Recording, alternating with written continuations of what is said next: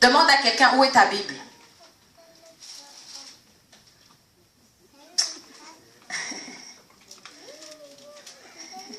Où est ta Bible? Amen.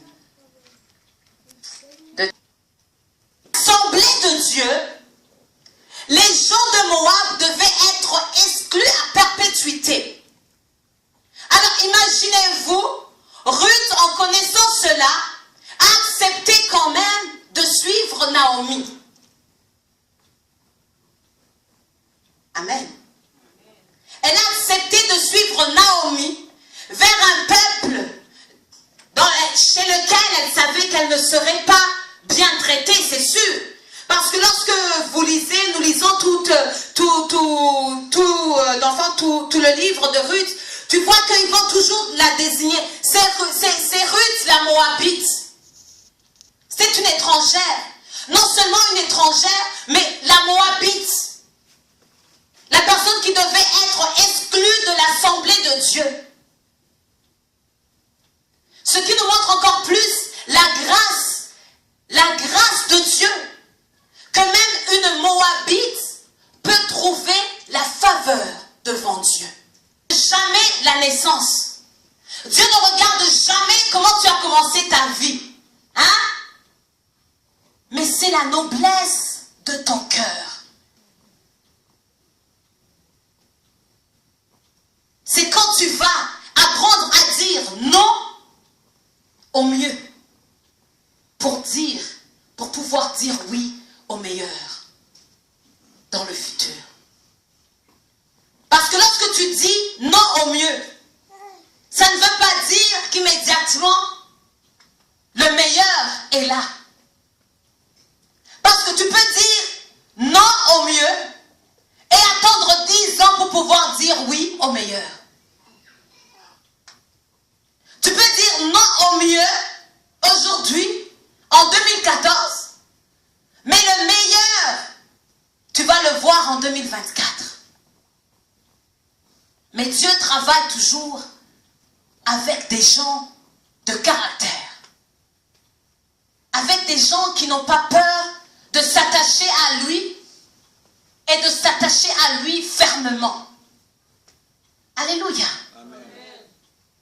Dieu travaille avec des gens pareils.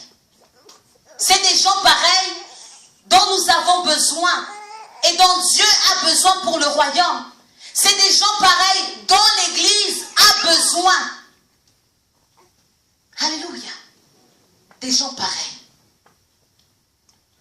Il y a une chose qui fait mal dans le corps de Christ, je vais le dire, parce qu'en tant que pasteur, des fois nous devons dire des choses qui ne sont pas faciles à dire. Tu vas voir des gens consacrés à Dieu. Surtout les filles. Laissez-moi parler de nous les filles. Je suis une fille, donc ne vous inquiétez pas. Surtout nous les filles. Tu vas voir une fille consacrée à Dieu, hein, qui aime le Seigneur, qui œuvre pour Dieu. Alléluia, amen. Elle a l'air vraiment très clean. Elle a l'air vraiment waouh. Et un jour, quelque chose commence à changer. Texto, appel sur appel. Et là, elle commence à aller à l'église un dimanche sur 2. Alléluia. Et après, un dimanche sur 3. Un dimanche sur 4. Mais là, vous ne comprenez pas toujours. Mais vous allez le comprendre par la suite. Il y a un monsieur qui s'appelle Monsieur le Mieux. Dis Monsieur le Mieux. Qui a commencé à texter. Hein?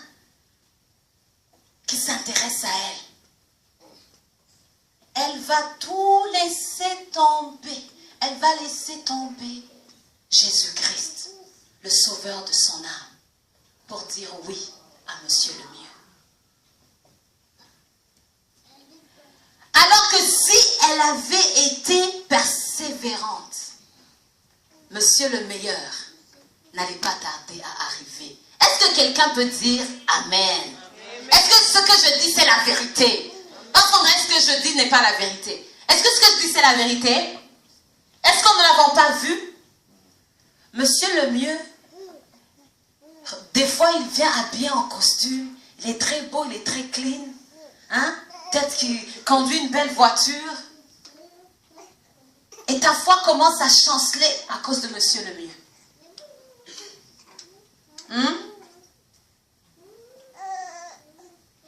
Des fois, Monsieur le mieux peut venir en forme d'un travail. Alléluia.